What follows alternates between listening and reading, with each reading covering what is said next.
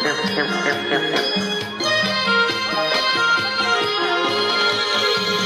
ยบไปคล้ายกบจำศีลจึงไม่ได้ยินกบร้อง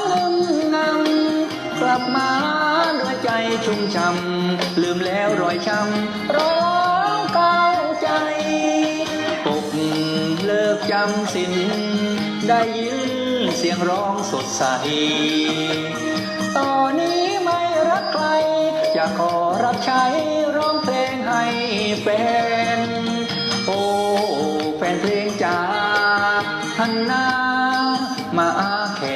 นต้อนรับพี่เล็กให้หนาแน่นเหมือนดังแฟนๆที่เคยเมตตาเพลงคนเดือนหกกบร้องดังลั่นฟ้าลืมแล้วหรือแฟนจ๋าพี่เล็กกลับมาหาแฟนเพล